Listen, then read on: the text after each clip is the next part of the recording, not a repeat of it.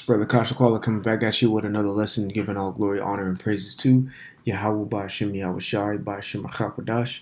Double honors to the apostles and elders, a great millstone to rule and teach well. Peace, love, salutation to the elect 144 first fruit. All right, I'm coming to you this lesson just pretty much. This is mainly towards like brothers as myself and younger bros, like myself.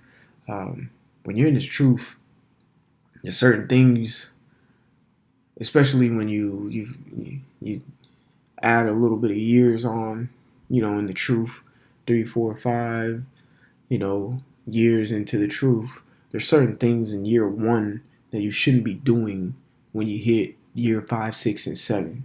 Okay, certain mistakes you make in year 1 will cost you in year 5, 6, and 7, and so forth and so on.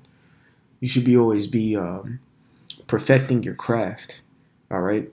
And your fear level should always be increasing. Certain little petty things that you messed up, on when you first got the truth, you shouldn't be doing anymore.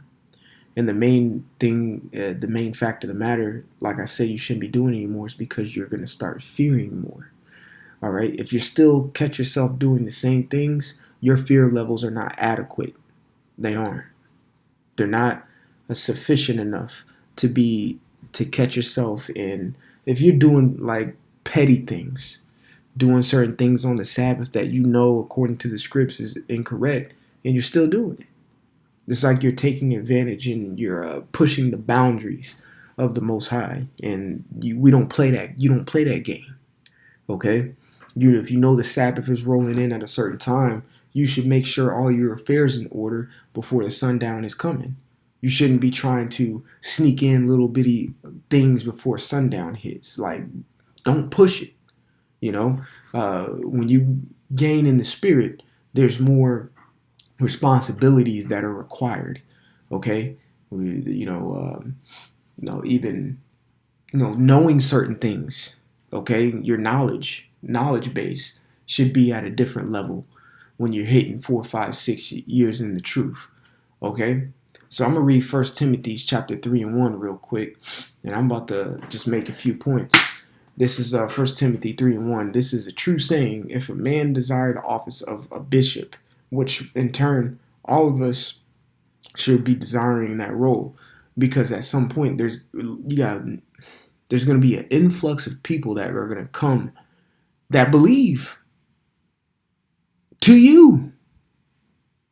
And if you're still stuck on stupid from when you first got the truth, how are you to be a bishop or an overseer to these individuals who believe? You have to correct your actions right now. Stop doing that little stupid petty stuff that you used to do. Grow up. Okay? It says, this is a true saying. If a man desire the office of a bishop, which the word bishop means an overseer, okay? He desireth the good work. Says verse 2, a bishop must be, and here are the adjectives of it. A bishop must be blameless. Correct. Let's just get these words, okay? Blameless.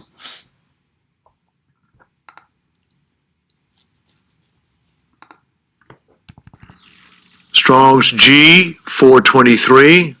Anapileptos.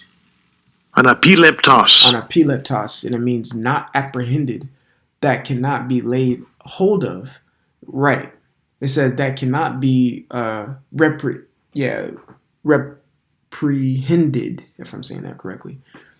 Not open to censor, and irreproachable, meaning it's not too much to correct because you're blameless. You're correct in yourself. But it says not apprehended, that cannot be laid hold of. No one can lay hold of charge on you saying you did this or that or the third because you made sure all your T's were crossed, your I's were dotted. Okay? All your ducks were in a row. So you end up being blameless. But if you're still, I'm going to say it, fucking up on the same things that you were when you first got into camp or something, how can anyone look up to you as a leader and as an overseer? Okay? Let's go back. It says what? It says the husband of one wife. All right. And I'm speaking by experience. Two women, it just ain't the way. For some brothers, the Lord may have put the spirit on them in their situation to handle it. That's fine. But it's not a lot. The percentage is not a lot. I'm just being 100%, transparent and clear. Okay? Having two women in this carnal sect, unless you may have had, two baby mamas or something. I don't know. I don't know brothers' situations. But there are situations in turn where it's kind of by default you have two ribs because maybe you had seeds with them. Simple. Okay? But in the sense of you're quote unquote a bachelor and you're dealing with this woman and that woman, but you desire the role of a bishop, you can't, because your mind is going to be so tied up with, and I don't care. You could be like, fuck women, do this. At the same time, you're going to have to deal with them. And that's you dealing with the affairs of this world, which is deterring you for certain things in the spirit. Now, this is why I said in the inception of the lesson for younger men in the truth, get that little two women shit out your mind, man. I'm gonna keep it a buck. Get that out your mind. That's not your role on earth is to serve the Most High. And how can you serve the Most High if you're dipping and dabbling with two women and such? You got to read the scripts like Paul puts it in there. Okay? Paul said, be followers of me as I am in Yahushua Mashiach. And Paul followed Yahushua. Did Yahushua deal with women? Nah. Not in that sense. Did Paul deal with women? Nah. Not in that sense. Okay? Their focus was the ministry and pushing the name. That was their focus. You have a woman, your focus is sometimes scared. You got to worry about this and you got to worry about that and you got to do this and do that. Paul spoke about it. He said, be as I am. Okay? When you read it, I want to say in 1 Corinthians, the 7th chapter. Okay? A husband of one wife. Okay? Or like Paul said, it's best just not even deal with it. All right? But of course, if you burn, knock your rocks off, go get you a rib or something. Or if the Lord deems that it's necessary for you to have one. All right, but this multiple women shit got to get out your mind, man. And you got to focus on the Lord. All right, it says vigilant. All right, that's situational awareness right there. Okay, it says sober. All right, matter of fact, let's get Thessalonians, because that word sober.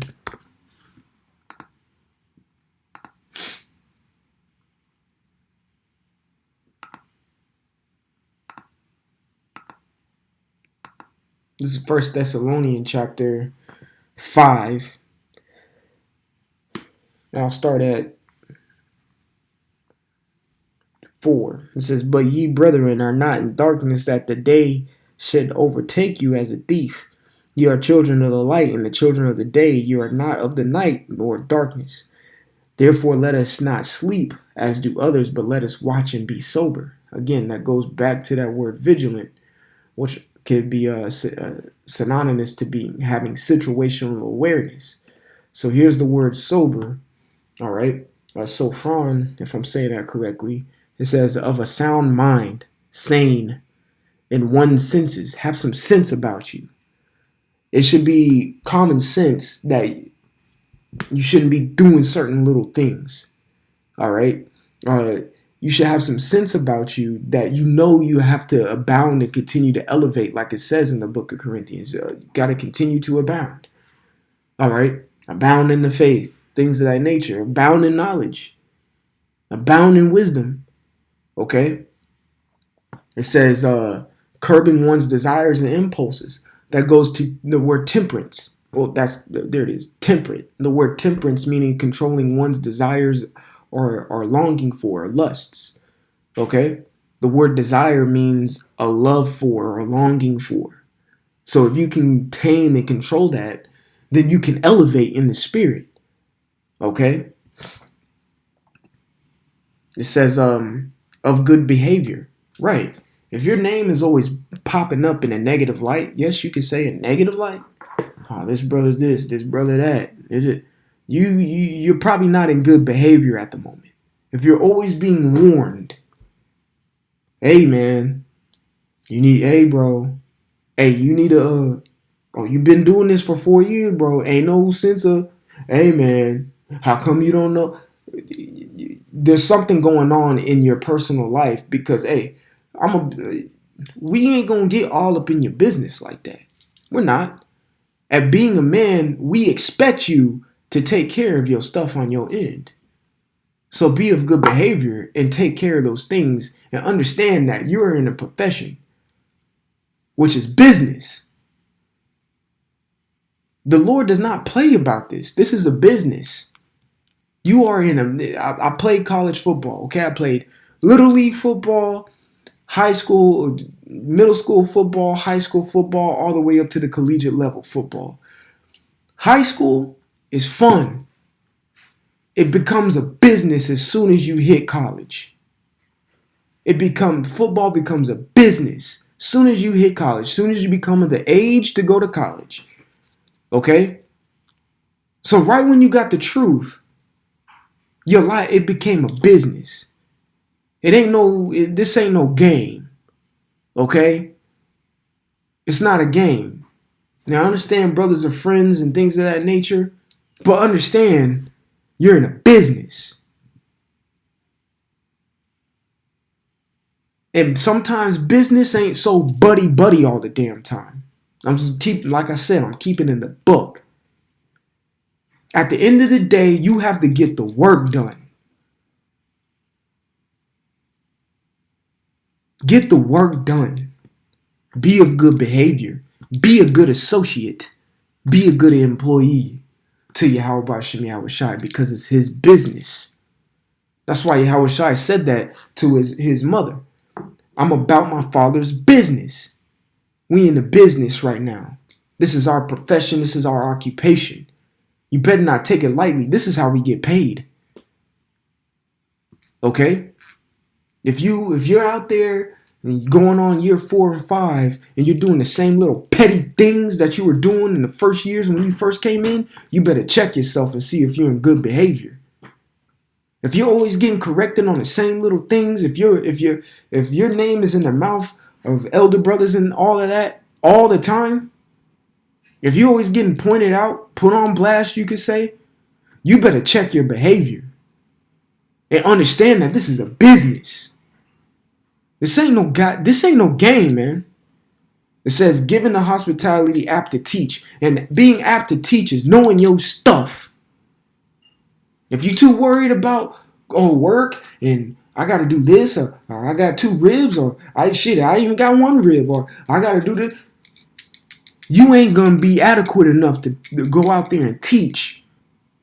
Oh, you can teach all the day long about the destruction of Babylon and things of that nature, but what if an individual who has some know about the scripts comes up and asks you about the Gentiles and wants you to break it down? Or that God loves everybody, or wants you to debunk this what is it? Virgin Mary stuff. Or get into the blunt of the matter, going into King Melchizedek. And I'm saying these things because some of these things are deep.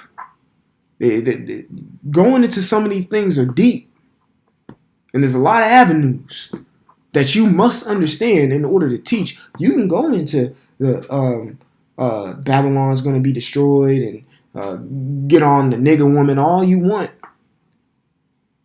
But when people are inquisitive about certain things that are happening and you ain't well versed in it, that goes to show you that your behavior was off. You were not sober. You weren't a husband of 1 wife. You weren't blameless. You weren't of good hospitality, and you weren't apt to teach. Because you weren't actually desiring the role of a bishop. You were just going through the motions.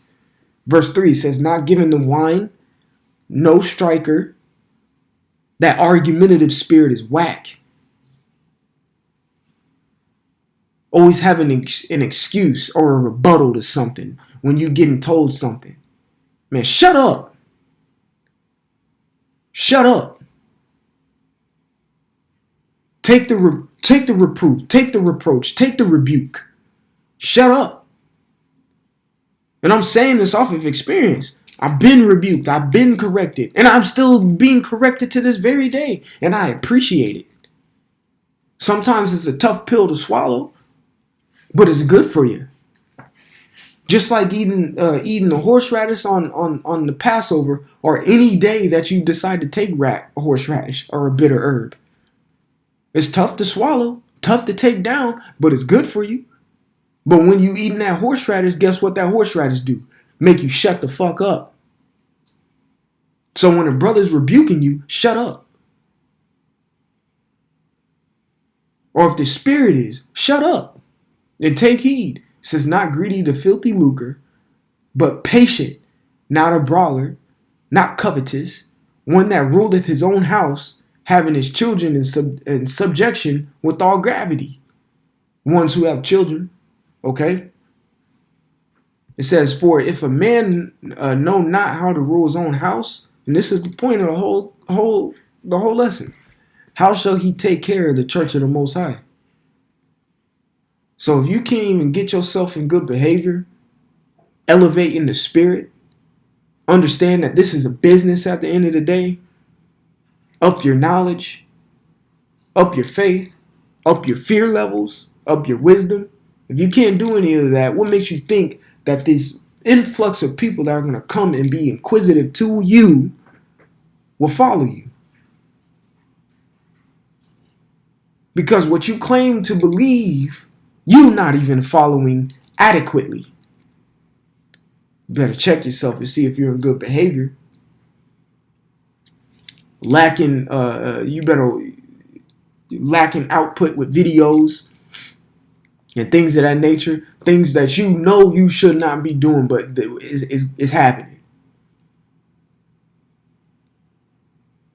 Out of order, things of that nature. Check yourself. Humility, humility, humility, man. All right, it says, verse 5 again, for if a man know not how to rule his own house, how shall he take care of the church of the Most High? When these influx of people are coming, how you gonna protect them? How you gonna let them know what's going on? How you gonna give them an understanding? How? You see, you gotta make sure you're in order. You are to desire, all of us should be desiring the office of a bishop, an overseer. We are leaders of Israel. We're the only ones who have decent morals in our community, okay? You have to separate, and I'll say this, you have to separate yourself from these other camps too. These other Israelites, you got to separate yourself from the certain of the circumcision. There has to be a definite difference between you and those others because of how you conduct yourself and your desire to be a bishop. Those other can't, man. I don't know if they can't lead. Not with the behavior they have, you know. So Lord willing, this lesson was edifying and encouraging, exhorting. It makes you look in the mirror because these are all things that me, myself, and I look at. I look at myself in the mirror, that self-reflect in my mind. Am I doing the right things? Can I get better at this? And if rebuke or correction comes and oh my gosh, taking counsel, advice, do it. Just do it. Communication, all of that, man. So Lord willing, like I said, this is encouraging. I want to give all glory, honor, and praises to Yahweh, by Hashem Yahweh Shai, by Hashem HaKadosh. Double honors to the apostles and elders of Great Millstone, who rule and teach well. Peace, love, salutation to the elect 144 first fruit, brother Kashakwal. Until the next time, Shalom.